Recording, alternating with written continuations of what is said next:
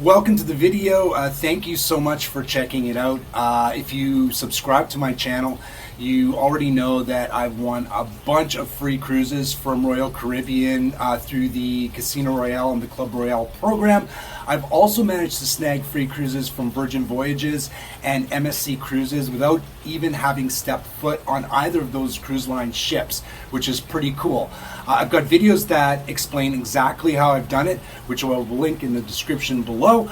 But the number one comment I get is like, how much money is this costing you? Like, how much are you losing at the casinos in order to get these free cruises? So I have kind of a method that I've developed that helps me extend my bankroll and playing times, making these free cruises even, well, I don't want to say freer because that doesn't make any sense, but definitely less risky and less expensive. And I'm going to explain it right away.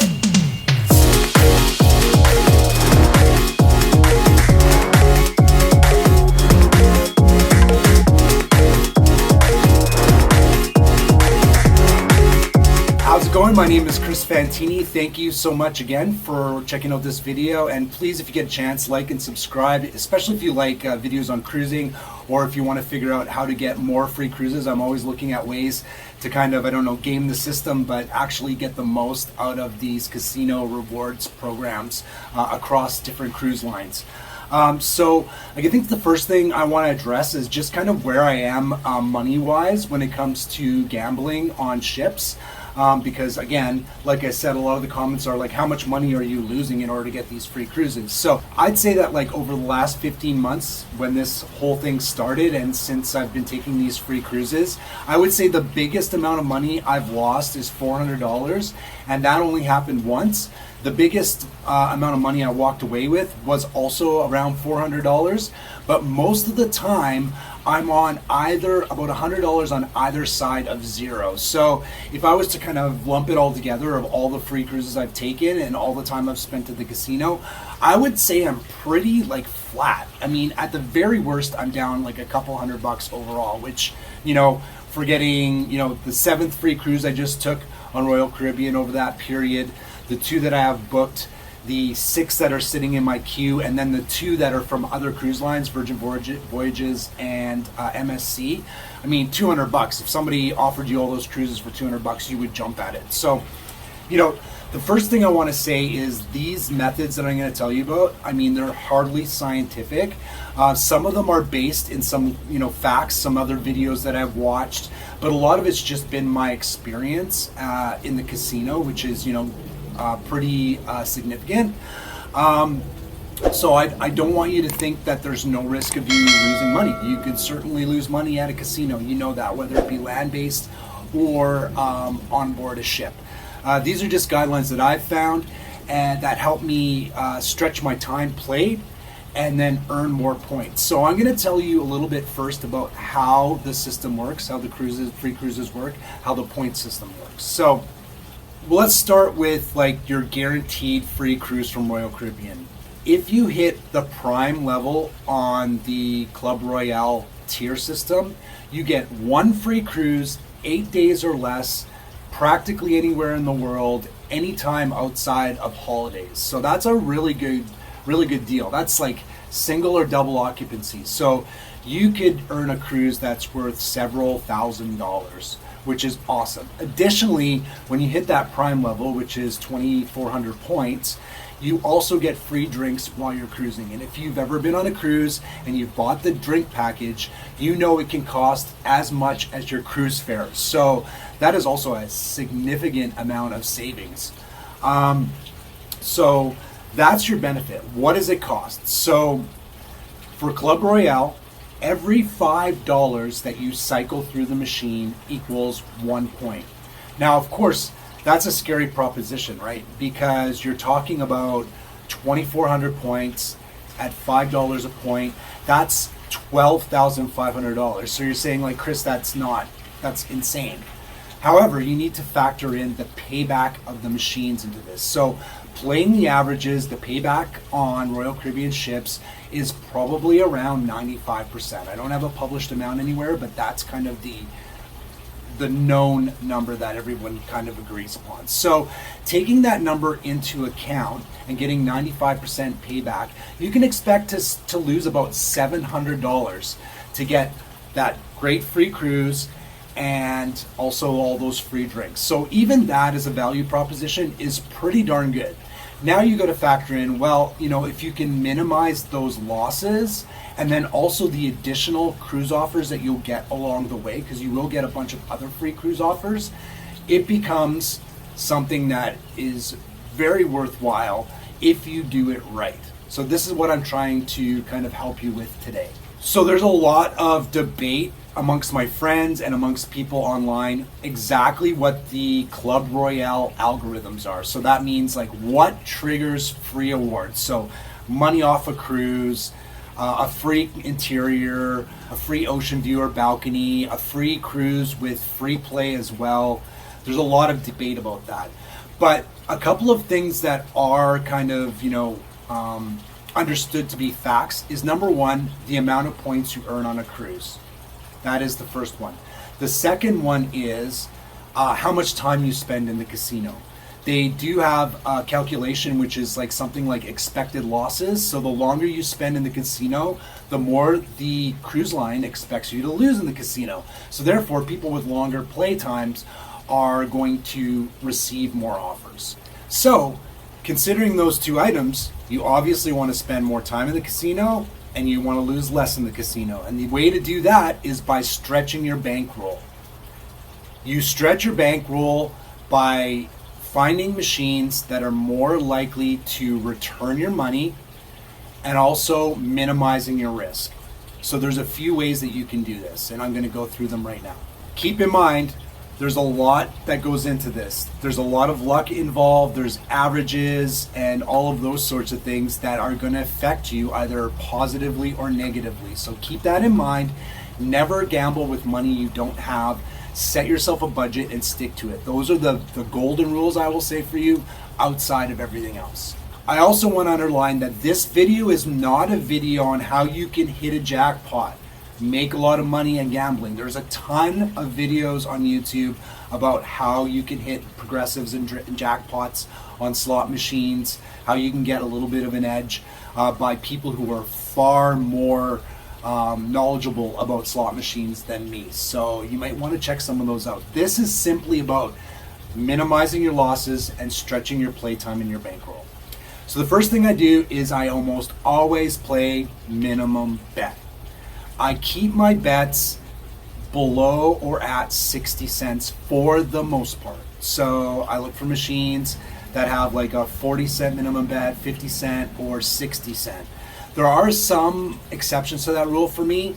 For instance, dancing drums might be an exception. It starts at 88 cents, and I think that it's kind of a lower volatility game, so it does tend to give you a few more bonuses and do a little bit more payback. So what a lower volatility machine means is that it pays out more consistently but lower amounts. A high volatility machine, you might play for a long time and not win anything, but when you do hit, you're more likely to hit bigger. So another one of my exceptions to the rule is if you like playing those three reel games, like the old school with the arm, triple double diamond, those kind of games, they will be like 25 cents for your first bet, 50 cents for 2 credits, and then 75 cents for 3 credits on some. Some only go up to 50. Now, some of those machines don't allow you to win the progressives if you're not betting at a higher level. But if you're betting, like if the higher level's 50 or 75 cents and it unlocks your ability to win like $1,000 or $2,000 if you hit well, then it's definitely worth it because you're not betting these huge amounts like $2, $3, $5, which you can on some machines. Speaking of progressives, I do not play machines that require you to have a maximum bet in order to win a jackpot or win a progressive.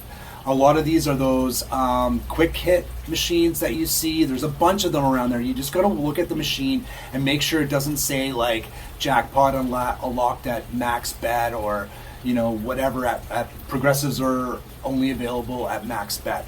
These machines are anywhere from $1.20 to like $3 or $4 for a maximum bet.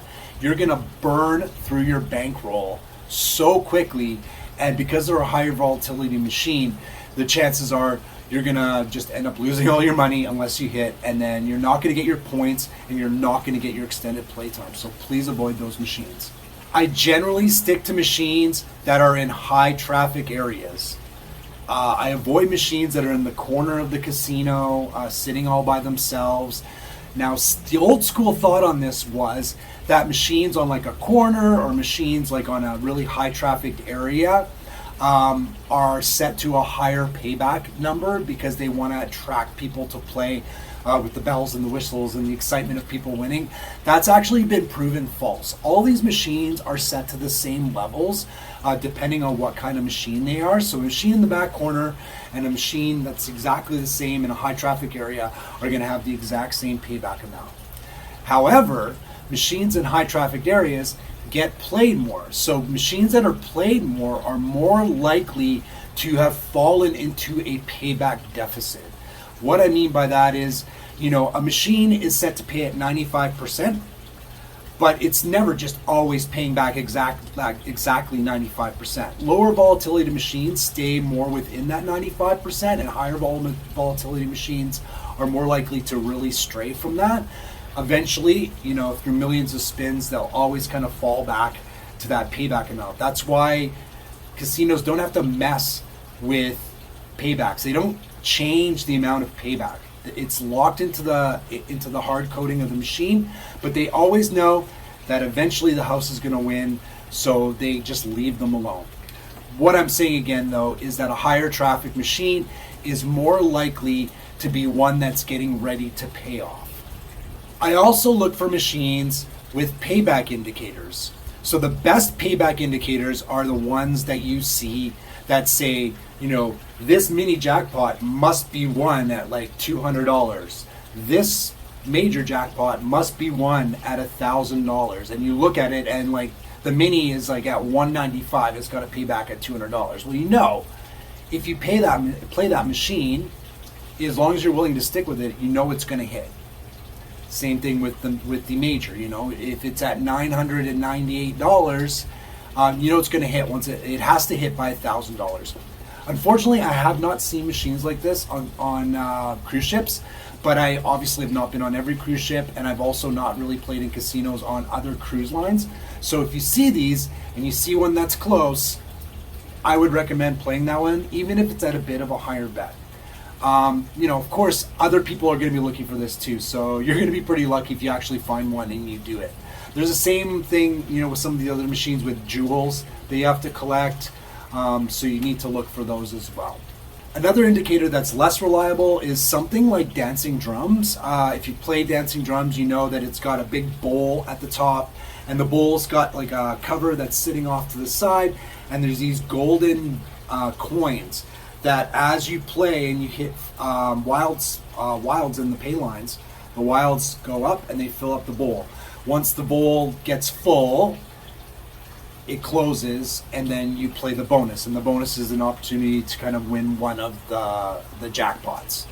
Now, it says right on the machine that that's a graphic only. The full bowl does not really determine whether it's going to close or not. You could have it close when it's practically empty, and I've seen that, and I've had that happen to me before. However, a full bowl does show that it's been some time on that machine since a bonus has been hit. So while it's not the most reliable indicator, it still is a pretty good indicator. So this last one is kind of sneaky, but I do it anyway. I don't know if you are a Friends fan. I'm a Friends lover. But I don't know if you remember the one where Phoebe was in Vegas and there was that old lady that was creeping around with her bucket of quarters, and she was looking to watch people who were playing and gave up and like walked away. I think some people like really don't like these people. They think they're snaky, but hey, you know what? It actually kind of works. So if you're sitting at a bank of machines and you're playing the same machine game as somebody else right beside you, and you notice they've been there for quite a while and they're not hitting and they get frustrated and they leave, it might make sense to slide over to that machine, because again, we're trying to think about the machine getting to its 95% payback level, and if somebody's played for a long time and it isn't paying, that level is slowly going down. So even though it may not go up when you're playing, the likelihood is more, the odds may be slightly in your favor that it will. Another thing that I do that is not totally reliable, but it's one of the things I do, is I look for the last payout of the machine. So if you go to a machine that you want to play and it's got a last cash out of $980, it's pretty likely that somebody just hit one of the jackpots or a big hit on that machine. Again, going back to that 95% payout, now we're looking at the machine potentially being over that 95% and then trying to return to the norm again. So I generally do recommend, if you see a big payout on a machine, I wouldn't touch it personally. This also kind of works when you look at a machine and the payout's $17, $7, 35 cents. Somebody may have just spent their bankroll on that machine and walked away. And in that case, again, you might have a chance of that being slightly lower than the payout and being slightly more likely to pay back to the top. So keep those things in mind when looking for a machine to play. One of the big rules I follow is I do not chase losses. If I'm on a machine, and even if it looks like it's one of these situations where the bowl is full or something like that, and I've already lost $20 or $30 and it's really not hitting, you're really not even getting smaller or medium-sized hits, I walk away from the machine. I cash out. Because even though it's not scientific, I don't want to sit at a machine and let it drain my bankroll. I've had that happen to me in the past, and I find that it's not very successful for me. So I walk away from machines like that. On the opposite side of the coin, if I get a hit, I usually cash out and walk away. So if I hit a bonus, I generally leave. You could hit another bonus in 2 or 3 spins. It's likely because the machine is random. But I always feel like it's more likely that you're going to have a series of non-hits that are just going to drain your bankroll. So if I hit, even if on a bonus I only make $20 or $30, I'll likely walk away. The same idea is if you just have a regular hit that's actually pretty good, so just a pay line hit where you win a big amount, $20 or $30, $50 on it, I walk away. Again, the same feeling that you're always trying to find machines that are below the payout line. Now, again, these ones are a little less scientific because you don't know where that machine is in its payback kind of rhythm.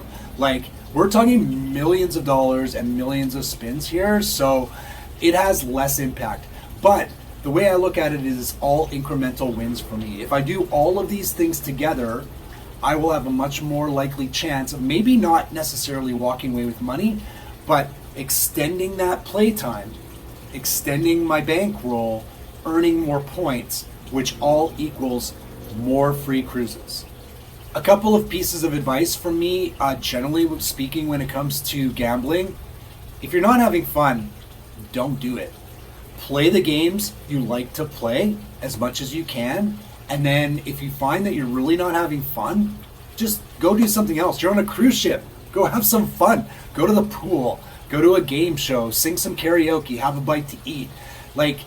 Don't make it your mission to just sit in the casino. You're actually on a cruise to have fun, so keep that in mind when you're cruising. And finally, I said it earlier, but I'll say it again, set yourself a budget. My budget is $100 a day. If I spend $100 a day and I don't get anything and I burn through it, that's it for the day. Again, there's a lot to do on a cruise ship, so I can walk away. I don't want to get into a scenario where I'm down $1,000, $1,500, and now this is just not a good value proposition for me anymore, because then now you're tempted to chase your losses, and you never want to be chasing losses. So set that daily budget and stick to it. Have a great time. Tell me how you've done. Tell me if you think I'm wrong about any of these things. I love to read your comments. I respond to each and every one of them, so they are very welcome. Thank you once again for watching. Please consider liking and subscribing. Have a great day.